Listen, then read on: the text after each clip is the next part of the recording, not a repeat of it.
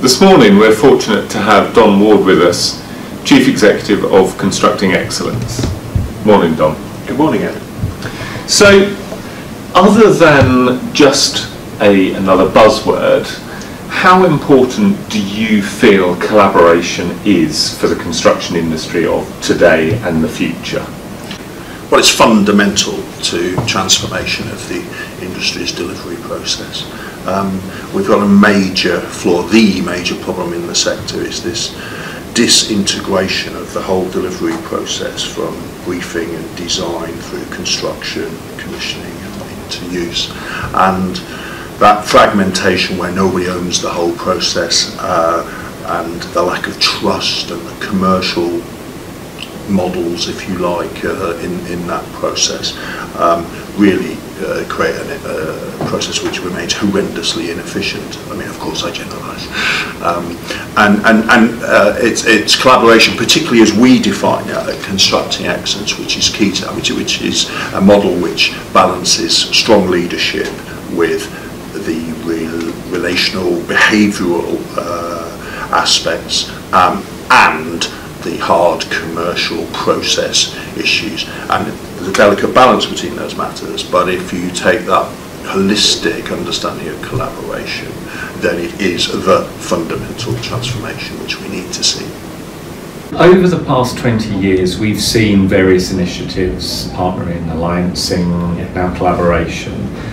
Do you see the advent of the British standard and now the international standard as enabling a real step change to a lasting way of working, or is collaboration another fad and we will see the next iteration arrive in the next few years?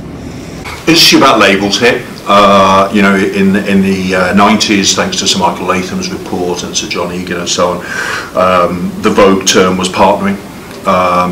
Other sectors have gone through alliancing, as you've mentioned, and we felt that collaboration, collaborative working is the right term for the last decade. Perhaps it's time for a refresh in that sense, but the basic principles underlying all of those approaches have never altered. And they are this sense of common leadership and vision, behavioural relationship issues, you know, issues like trust, openness, honesty, integrity, and then a bunch of process issues around the commercial process of delivery. What the standard does is particularly bring commonality or standardisation to the processy side of it. So it is a hugely helpful contribution to that change process. I think for individual companies to standardise on processes in that regard is helpful. For everybody to have a common understanding of those processes and a common implementation of those processes by adopting the British standard and ISO is clearly helpful. But I think no standard is you know, the panacea, just as no overall rationale is the panacea. Is it a fad that will change? The name might change, Ed, but I just cannot see any change in the fundamental need for the sector to become more collaborative, whatever you want to call that. So I think the underlying question there is, if the rationale remains the same that underpins alliancing, partnering, collaboration, it's 30 years now since the start of this approach. How come we're still talking about needing change? Yes, it's a big industry. It's a massive oil tanker to turn around. I think recessions have got in the way along the journey. You know, in 2009, under Andrew Wolstenholme's leadership, we published a report called Never Waste a Good Crisis, which was all about what part would a major recession play in the change journey, as it were, of the sector, both potentially good and bad impacts. I mean, we might talk about that a bit more, but you know, that's undoubtedly a massive issue. Sheer size of the sector, above all else, it's an industry which benefits from continuity. Continuity of workload, of course, but continuity of policy, and that starts with government and it starts with major customers. You know, it's an industry which is superb at responding to whatever request is put in front of it by customers. And no matter whether that's a sensible request, no matter whether it's a request that the industry is best set up to deliver, the answer is can we do it? Yes, we can. And you know, that isn't helpful for the long term. I think, you know, in wherever you go actually around the world, institutionally, the single biggest issue the industry faces is this sense of disintegration, fragmentation of the sector, and what you have is a massively fragmented demand side as well as a supply side. Thousands and thousands of customers and clients, all with their own views on how to procure, or with actually very little views on how to procure and needing to be advised accordingly, but no sense of an overall process or an overall guardian of the process, or anybody who indeed owns responsibility for the entire process end to end. You might think that that should be the owner, user of a facility, owning the whole process from briefing to design to construction to operation. But in practice, very few clients actually take that role. And without that holistic view, a lot of these ideas about collaboration and integration are not at the fore. They fall by the by. There are other, as it were, suboptimal issues that get focused on. So to pick up on one sort of external environmental issue there being, to what extent does the economic cycle of boom and bust, for want of a better word, play into the challenges for establishing good collaborative working? It's proved to be a big issue. We see collaboration as having this delicate balance between, you know, a sense of common vision. We're all in this together and we're going this way. This is what we're all in this to do. That's the collaborative aspect. There's a bunch of relational issues which particularly get emphasised and majored on when the times are good, when, if you like, it's a seller's market, where the industry is on the front foot, then relationships become emphasised. When the pendulum swings, when a recession comes, the focus is much more buyer's market, and you've got the clients driving a much harder, commercially driven, bottom line driven deal, if you like. So it's a mass. The challenge is that collaboration is the answer in both circumstances, because collaboration is the means to integration, which is the means to cost reduction.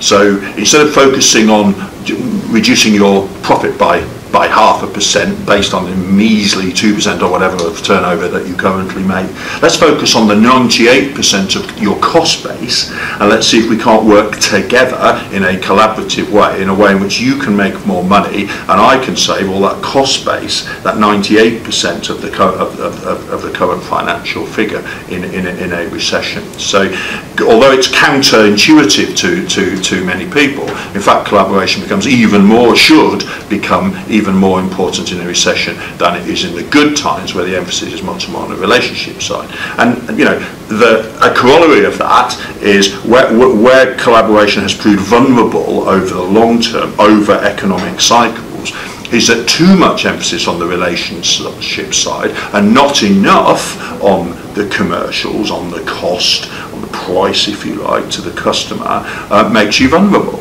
And inevitably people say, well, I haven't achieved the cost savings I expected from this, therefore I will pendulum swing back to a different approach. The key is implementing collaboration in full throughout the supply chain, so that you do evidence the cost savings and the other value benefits that are there to be had in spades from a fully integrated process.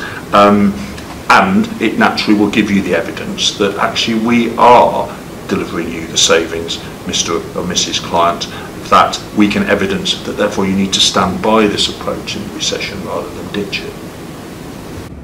So do you have any good examples of what you're just talking about? I think there are two quite useful examples that you can see at the moment. One is actually quite quite broadly speaking, the infrastructure sector. If you look at infrastructure operators, I'm talking about water utilities, I'm talking about rail, Crossrail, HS2, I'm talking about the nuclear power sector even, Highways England even, Network Rail certainly. You've got their focus on collaboration. Often they're using the term alliancing, and what you've got there is long-term infrastructure asset owners who are going to live with the asset for 60 years or whatever it is. So they've skin in the game, they own the whole end-to-end process, if you like, and they are high risk, high value procurers. They understand the risk side of it. Given that deep understanding, those types of customer are increasingly saying the only way to do this is alliancing, collaboration generically. So I think that's a really important lesson for other types of client base. You know, construction is almost always high risk, high value. Actually, there's an awful lot can go wrong, even for those doing property development on a relatively small scale. So I think it's as well that customers get used to this idea of high risk, high value. I think the other, you know, specifically, there's a great example in a different sector, which is that Construction Excellence runs a major national awards programme, 8 regional award programmes, all coming together to a national final in November, December each year. And the current winner, in late 2017 of our collaboration award, was the Northwest Construction Hub, run out of Manchester City Council. And it's I suppose it's got 2 or 3 key features of what I was talking about, what you're asking about. One, it's a long-term framework, and it's had continuity. I think it's into its 4th generation as a framework, which has allowed it to ratchet up the maturity with which it is implementing collaboration. In particular, it is getting down the supply chain. It's involving Tier 2s, Tier 3 businesses in the framework, incentivising those people on a pain gain share type basis as much as the Tier 1, and much more of the spend is of course in Tier 2 and Tier 3, so that is crucial to a full implementation of collaboration, is to have integrated teams who are all incentivised on the same basis to make those savings or to deliver that value impact, and that framework has you know, generated the evidence of success which allowed it to sustain and have a strong position during the recession.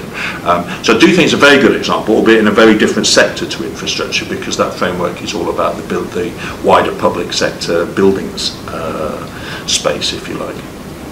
So therefore, from the point of view of constructing excellence, the names may come and go, and it may still be taking some time to make the changes right through the industry that are needed, but this is a journey that isn't going to suddenly U-turn. We are going to keep seeing that, and I think it's wonderful that we have organisations such as Constructing Excellence out there supporting the industry and driving the change that it's, you know, certainly needs and is slowly progressing. So Don, thank you very much for coming in this morning. Thank you very much.